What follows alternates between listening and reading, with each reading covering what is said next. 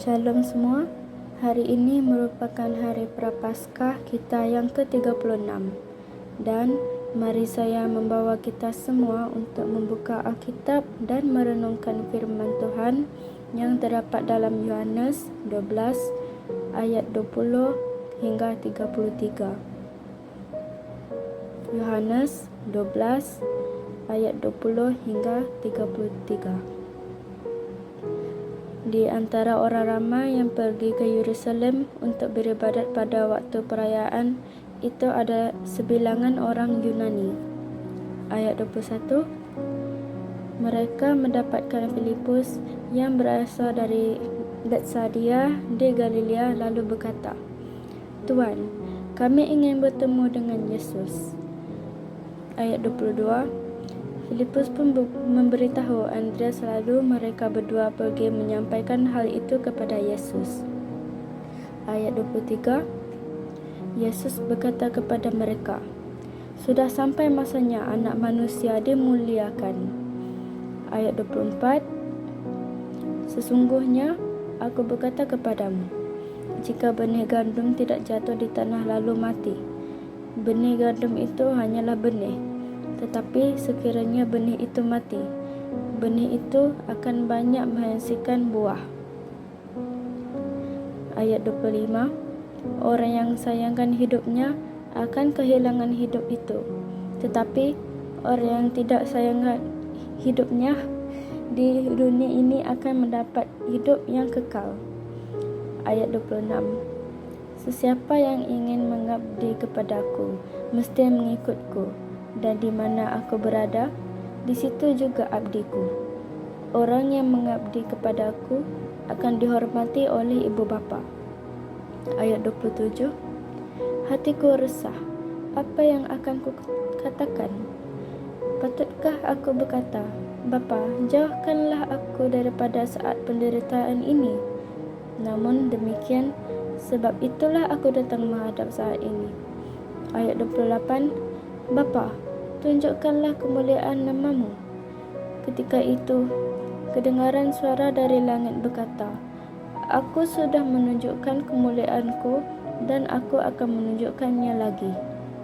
Ayat 29. Antara orang ramai yang mendengar suara itu, ada yang berkata, "Guru." Tetapi ada pula yang berkata, "Bukan, malaikat bercakap kepadanya." Ayat 30. Yesus berkata kepada mereka, "Suara itu kedengaran bukan demi kepentinganku, tetapi demi kepentinganmu."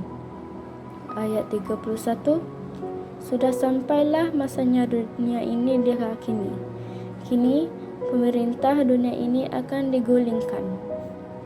Ayat 32. "Apabila aku diangkat tinggi di atas bumi, aku akan menarik semua manusia kepadaku." Ayat 33. Yesus ini membayangkan cara kematiannya kelak. Demikian firman Tuhan.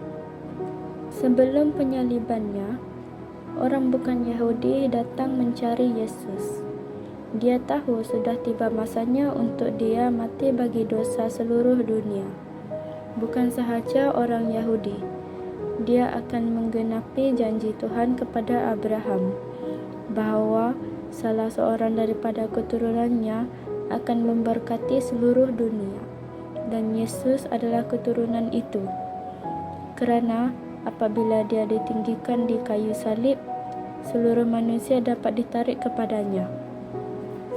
Karyanya di kayu salib akan menjadikan Wahyu 7 ayat 9 menjadi kenyataan, di mana sejumlah besar orang dari setiap bangsa, suku, kaum dan bahasa akan berada di syurga memuliakan Tuhan.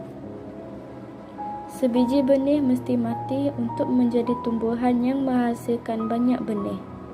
Begitu juga Yesus mesti mati dan bangkit semula untuk menghasilkan tuaian jiwa yang besar untuk Tuhan. Kerana Yesus adalah manusia sepenuhnya, dia bergelut dengan kengerian mati di kayu salib. Namun, dia memilih untuk menyerahkan kehendaknya kepada kehendak Bapanya. Yesus melihat kematian dan kebangkitannya sebagai jalan bagi semua orang untuk diselamatkan. Jika Yohanes 12 ayat 24 benar untuk Yesus, ia juga benar untuk mereka yang mengikutinya. Kita tidak boleh membiarkan apa-apa menghalang kita daripada mematuhi amanat agung. Kita mesti terlibat dalam penuaian jiwa. Mari kita merenungkan firman ini lebih dalam dan menanyakan ini dalam hati kita masing-masing.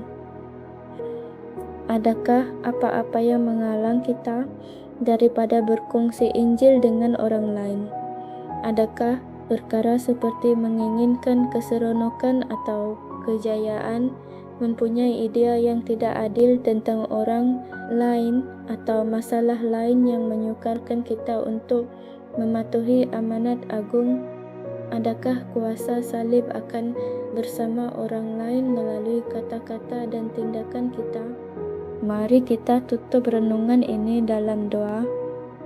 Tuhan Yesus, terima kasih buat santapan rohani-Mu yang terus menguatkan hati kami. Roh Kudus, aku meminta bimbingan, kekuatan, dan kuasa-Mu ketika aku mengambil tanggungjawab untuk berani dan berkongsi Injil melalui kata-kata dan tindakanku. Amin.